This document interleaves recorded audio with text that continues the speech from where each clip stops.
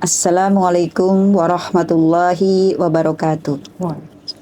Sahabat muslimah rahimakumullah, kembali hadir dalam rubrik seputar Megapolitan, merekam realitas, menjaga identitas.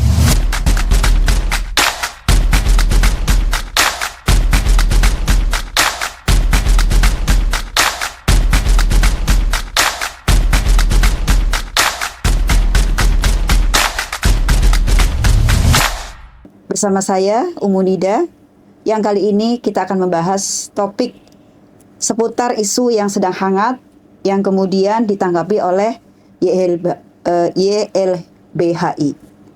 Bersama kita telah hadir narasumber kita, yaitu Bu Meta Latifah, alhamdulillah, yang beliau nanti akan mendiskusikan terkait dengan isu tersebut secara detail. Apa kabar Ibu? Alhamdulillah baik, semoga kebaikan senantiasa bersama Umi Nida dan sahabat muslimah sekalian. Baik, langsung saja Ibu ya. Baik. Ya, kita akan membahas berdiskusi terkait dengan topik pernyataan Bapak Presiden yang membuat heboh. Kemudian pernyataan tersebut ditanggapi oleh YLBHI. Menurut pandangan Ibu terkait dengan isu tersebut, bagaimana? Ya. Isu ini atau pandangan ini muncul dari kehebohan ini muncul belum lama ini dari pernyataan Presiden Prabowo ketika beliau menghadiri acara hari lahir ke-28 PKB dan beliau berpidato ya di tengah-tengah khalayak itu dengan menyampaikan ya sesuatu yang kemudian menimbulkan keributan, kegaduhan, dan mendapat kecaman keras dari YLBHI dan yang lainnya. Beliau mengatakan bahwa londo-londo ireng itu sampai sekarang masih ada, hanya berbeda bajunya. Dan siapa mereka? Beliau mengkaitkannya dengan para wartawan, ya, para pengamat, para LSM, ya mereka-mereka ini yang sering ya melakukan kritik terhadap kebijakan-kebijakan negara. Dan kalau kita meneliti bahwa kata londo ireng ini adalah dalam konteks sejarah Islam istilah yang digunakan untuk mereka orang-orang Indonesia yang berpihak kepada kolonial Belanda, sehingga mereka dikatakan sebagai pengkhianat bangsa. Nah, sehingga pernyataan ini tentu ditanggapi dengan rame dan menimbulkan kecaman keras terhadap pernyataan presiden ini. Inilah yang kemudian sekarang rame ya di media massa dan mendapat protes ya, mendapat demo dari kalangan-kalangan yang disebutkan oleh presiden dan masyarakat secara umum juga begitu. Ya. Jadi sematan londo ireng kalau kembali kepada sejarah itu sebenarnya para pengkhianat. Betul. Jadi kalau kita kaitkan dengan hari ini gitu ya, bagaimana pers ataupun sipil ataupun LSM yang kemudian kritik kepada penguasa terkait dengan kebijakannya, karena kebijakan hari ini itu kan memang sangat merugikan atau sangat mensengsarakan rakyat. Tapi orang-orang yang seperti ini gitu ya, tadi kelompok-kelompok ini yang kritis kepada penguasa itu disematkan oleh Bapak Presiden itu dengan sematan yang sangat buruk.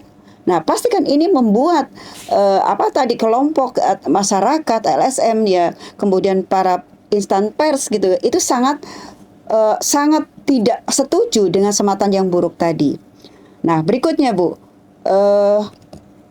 mengapa YLBHI gitu ya terkait dengan sematan isu londo ireng ini itu akan mengganggu bahkan merusak iklim demokrasi yang ada di Indonesia? Ya.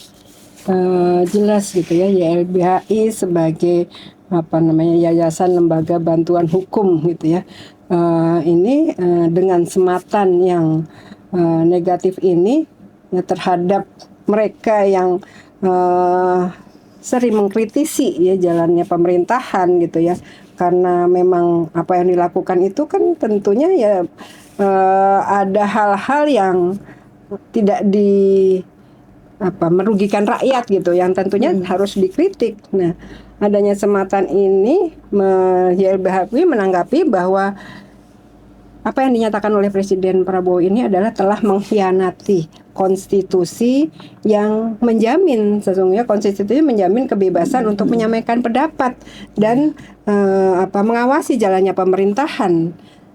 Sehingga pernyataan presiden atau pelabelan presiden terhadap sekelompok bagian dari anggota masyarakat ini akan berefek pada situasi politik, yang itu akan memperbesar adanya intimidasi, kriminalisasi, persekusi ya terhadap mereka-mereka yang kritis terhadap kebijakan-kebijakan negara. Nah, ini yang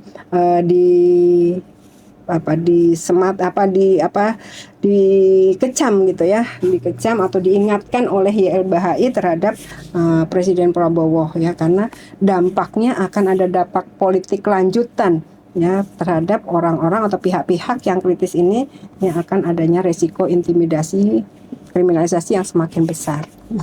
Baik, ternyata di alam demokrasi hari ini ya, kritik itu dikatakan kritik terhadap penguasa, terutama dalam hari ini ya terhadap presiden, itu ternyata dilabeli dengan hal yang buruk. Dan bagaimana demokrasi itu yang mengagung-agungkan ya, mengagung-agungkan kebebasan. Jadi kebebasan ini itu hanya sebagai slogan semata ya. Bukan kemudian seharusnya kebebasannya siapa saja boleh bebas berpendapat gitu ya. Bahkan ada yang namanya bebas memiliki gitu ya. Tapi hari ini kebebasan itu seolah-olah itu dibelenggu dengan keinginan ataupun hasrat dari penguasa, sehingga apapun kebijakan penguasa hari ini itu bisa jadi itu tidak boleh ada kelompok-kelompok yang mengkritisinya. Baik Ibu.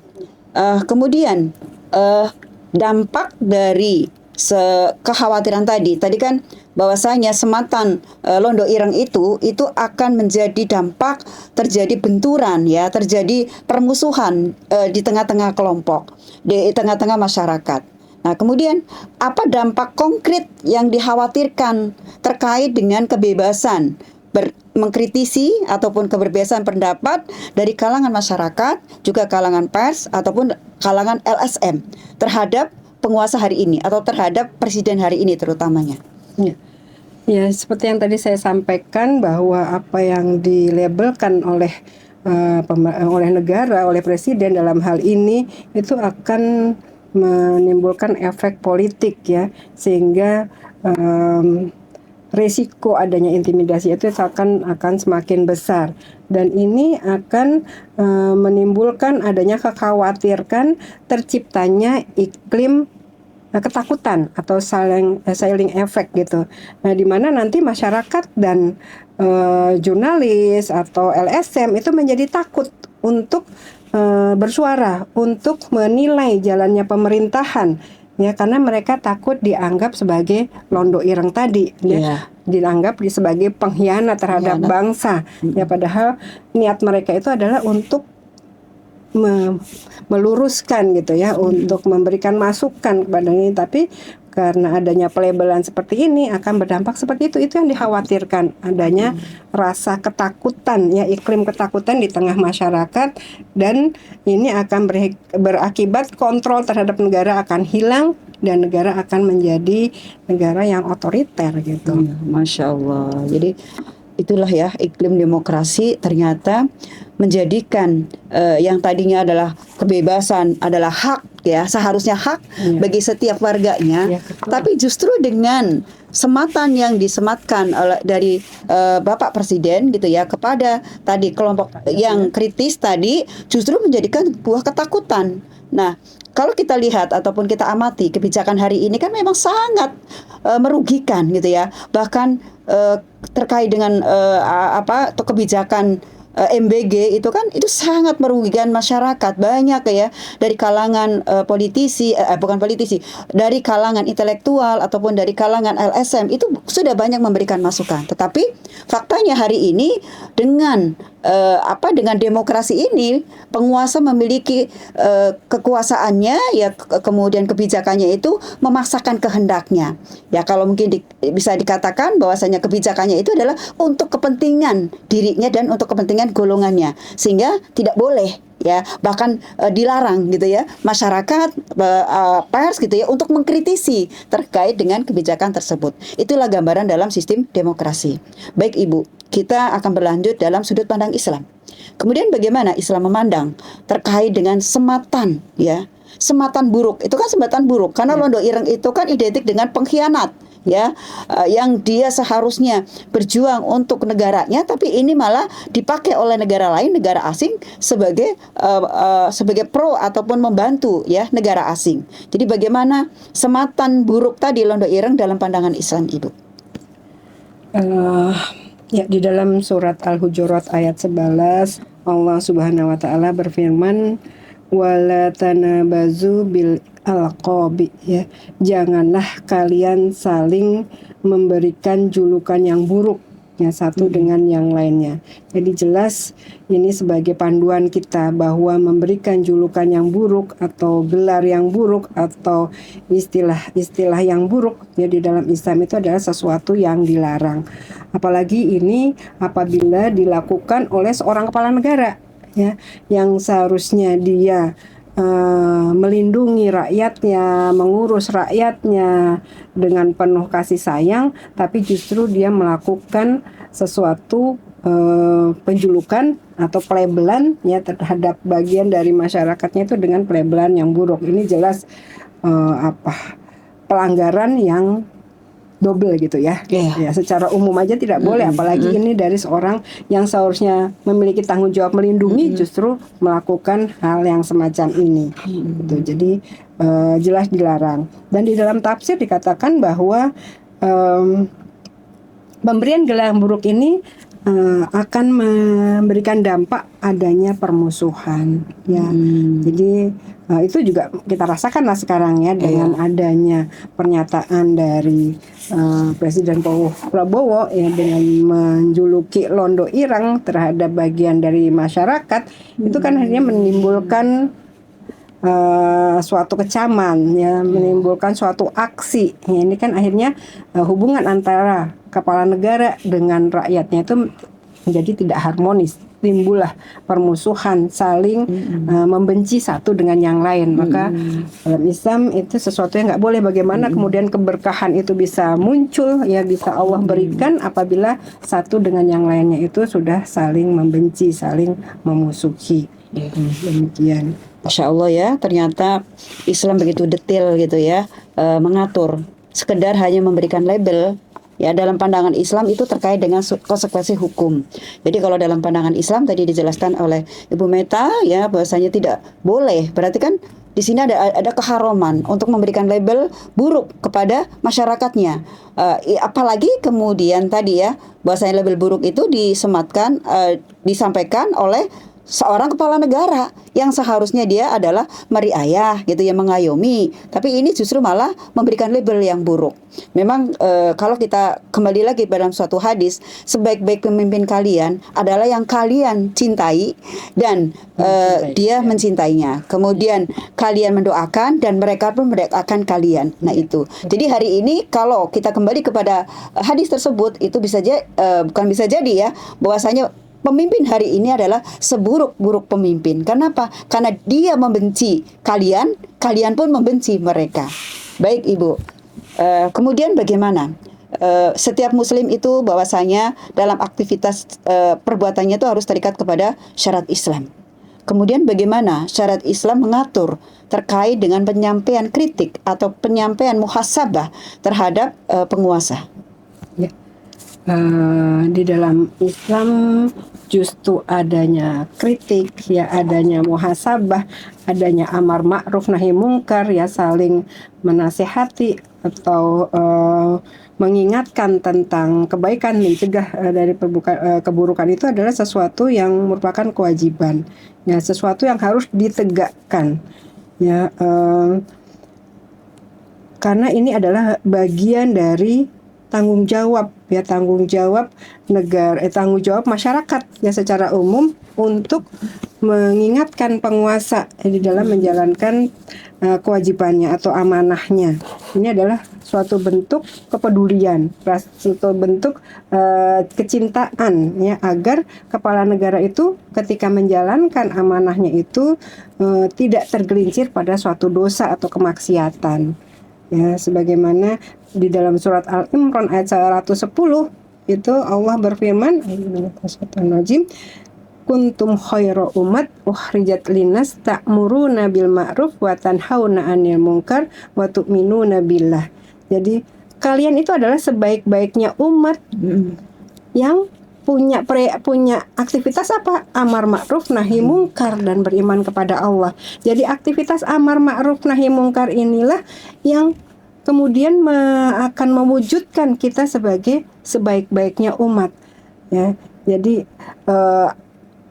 aktivitas kritik atau aktivitas muhasabah atau amar ma'ruf terhadap penguasa itu adalah sesuatu yang memang harus wajib untuk ditegakkan agar roda pemerintahan, ya, negara, pemimpin negara itu bisa menjalankan amanahnya itu pada relnya. Karena kalau tidak kan berarti ketika dia salah, ya, rakyat tidak peduli, maka dia akan membawa rakyatnya, membawa gerbong negaranya itu pada terjerumus kepada suatu keburukan gitu. Sehingga ini adalah sesuatu amar ma'ruf atau kritik, ya, terhadap pemerintah, masukan terhadap penguasa itu adalah sesuatu yang wajib dan harus untuk ditegakkan. Gitu. Insya Allah, ya. Jadi sahabat muslimah semua, kalau kita sebagai seorang muslim atau kita sebagai umat muslim atau umat Islam gitu ya, ingin mendapatkan titel atau mendapatkan kriteria terbaik, ternyata adalah amar ma'ruf nahi mungkar, gitu kan? Ya, seperti saya tadi. tambahkan lagi juga. Ya. Ada hadis yang sangat menjadi perhatian bagi kita, ya. Rasulullah SAW bersabda bahwa afdhalul jihad, ya, kalimatul adl bisultani jair, ya. Bahwa seutama-utamanya jihad itu adalah memberikan nasihat yang baik gitu, ya, kalimat yang hak, ya, memberikan kritik yang baik gitu, ya, masukan yang baik kepada penguasa yang zalim. Jadi dari hadis ini kan kita bisa memahami bahwa jihad itu adalah sesuatu yang utama, tapi seutama-utamanya jihad itu adalah mengkritik atau artinya memberi masukan, ya, memberi masukan terhadap kebijakan-kebijakan negara, ya.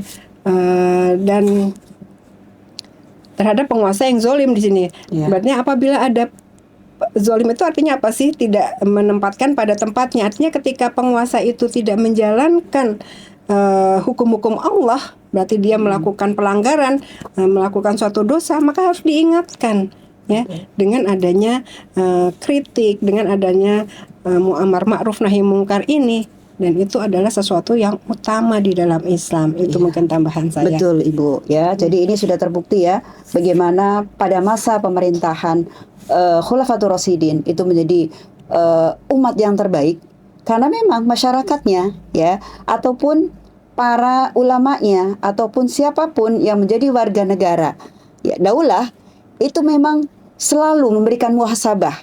Bahkan tadi dicontohkan gitu, ya, bagaimana kekuasaan ataupun kemuliaan itu betul-betul dicapai oleh umat Islam. Bahkan kegemilangan itu dirasakan oleh umat Islam gitu, ya, dalam masa pemerintahan yang kurun yang sangat panjang. Itu kenapa? Karena umat Islam tadi melaksanakan, ya, amar ma'ruf nahi mungkar. Bahkan ini sahabat muslimah menjadikan sebuah beban buat kita semua. Kalau kita melihat kemungkaran yang terjadi pada penguasa, kita diam saja gitu, ya. Karena kan ada satu hadisnya, man ra'a munkaro wal yughayyiru biyadihi fa illam yastatik fa bilisanihi fa illam yastatik wa biqalbihi dzalika adaful iman gitu. Jadi itu merupakan kewajiban bagi setiap diri muslim untuk memberikan kritik atau memberikan muhasabah, memberikan masukan kepada penguasa. Jadi sahabat muslimah, kalau umat hari ini alergi, ya Ibu, umat hari ini adalah alergi terkait dengan kritik kepada penguasa, inilah gambaran kehancuran atau kemunduran umat Islam hari ini. Baik Ibu, kita lanjutkan terkait dengan bagaimana sikap seorang penguasa terhadap kritik ataupun muhasabah yang datang dari berbagai kalangan. Ya. Di dalam Islam pemimpin itu adalah khodimatul umat atau pelayan umat. Ya. Dan ada contoh yang baik sekali yang ya sesungguhnya patut untuk kita mengambil teladan pada beliau, yaitu ketika Umar bin Khattab diangkat menjadi khalifah pengganti Abu Bakar. Ya, setelah itu beliau menyampaikan pidato di depan khalayak. Ya, beliau menyatakan bahwa beliau adalah pribadi yang keras, ya, kasar. Sementara jabatan ini, ya, kepemimpinan ini adalah amanah dan ujian. Maka beliau berdoa kepada Allah untuk Allah melunakkan hati beliau, menguatkan beliau, dan beliau meminta kepada para rakyatnya untuk menegurnya apabila beliau salah, ya, di dalam menetapkan kebijakan-kebijakan ini. Dan pernyataan beliau tuh ada yang menanggapi, ya, seorang wanita. Dia bilang apabila Umar salah, maka dia akan siap meluruskannya dengan pedang. Dan Umar menghadapi atau menanggapi apa yang dilakukan oleh rakyatnya itu ya dengan menerima, ya, menerima dengan bersyukur bahwa ada rakyatnya yang masih ingin mengingatkan dia. Dan ini adalah seharusnya sikap seorang pemimpin, ya, ketika menjalankan amanah, ketika menerima jabatan itu dipandang sebagai amanah dan dipandang sebagai sebuah ujian yang harus dia lewati dengan dukungan dari rakyatnya. Jadi dia membuka dadanya lebar-lebar untuk mendapat masukan, untuk mendapat teguran, dan diterima teguran atau masukan itu dengan rasa syukur, ya, karena dia akan terjaga, dengan itu dia akan terjaga menjalankan amanah itu dengan benar. Begitu luar biasa. Islam itu Allah Subhanahu wa taala telah menuntun kita pada suatu jalan yang akan menyelamatkan kita, ya, baik sebagai pribadi, sebagai anggota masyarakat, sebagai negara dalam koridor yang Allah telah tetapkan. Masya Allah, sahabat muslimah, bagaimana seorang khalifah besar yaitu Umar bin Khattab, yang dimana wilayah kekuasaannya seluruh Jazirah Arab sampai ke negeri Sam, ya, dengan lapang dada, gitu ya, bahkan hanya dari seorang perempuan yang siap meluruskan Umar dengan pedang. Umar menerima dengan senang hati. Kenapa? Karena dia akan diselamatkan, diringankan pertanggungjawabannya di hadapan Allah. Ini seharusnya menjadi contoh, ya, sahabat muslimah semua, bagi para pemimpin-pemimpin hari ini. Betul. Bukan kemudian menjadi anti kritik, bahkan sampai melabeli orang yang mengkritiknya, gitu ya, orang yang mengkritik atas kebijakannya itu dengan sematan yang sangat buruk, gitu ya. Nauzubillah min dzalik. Insyaallah, ya. Jadi ini, ya, ternyata sekedar sematan londo ireng, Islam begitu detail mengaturnya. Tidak sembarangan kita memberikan sematan, gitu ya, apalagi sematan justru itu dilarang. Justru itu adalah perbuatan yang diharamkan, ya.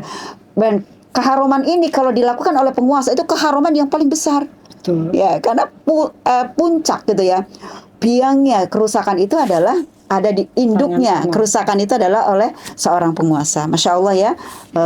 Kita sudah mendapatkan pencerahan yang luar biasa dari Ibu Maita, ya. Mudah-mudahan sahabat muslimah bisa memahami apa yang sama-sama kita diskusikan hari ini, Ibu. Ya, mudah-mudahan kita disadarkan bahwasanya mengkritik atau memberikan muhasabah kepada para penguasa itu adalah kewajiban.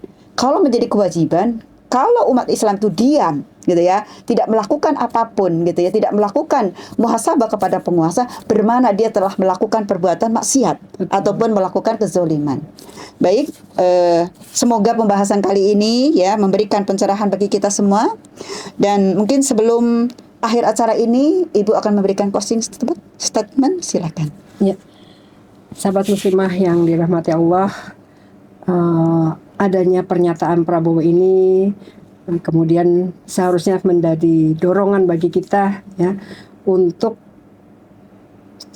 kemudian memahami, ya, bahwa Islam tadi dalam pembahasan kita, Islam itu sangat menekankan adanya amar ma'ruf nahi mungkar, terutamanya adalah kepada penguasa, karena dikatakan tadi bahwa jihad yang paling utama itu adalah yang memberikan atau mengatakan sesuatu yang benar di hadapan penguasa yang zalim. Ya, makanya mari kita bersama-sama untuk memperbanyak diri dengan ilmu Islam dan menyampaikannya kepada umat agar kita semuanya paham dan Allah menurunkan keberkahan kepada kita dengan taatnya kita kepada Allah Subhanahu wa taala. Masya Allah, jazakillah khair atas ilmunya Ibu. Sama-sama. Semoga ini semua bermanfaat bagi kita semua. Insya Allah ya, kita akan berjumpa kembali pada rubrik pembahasan seputar megapolitan berikutnya. Saya Umunida dan bersama Ibu Maita Latifah mohon undur diri. Wassalamualaikum warahmatullahi wabarakatuh.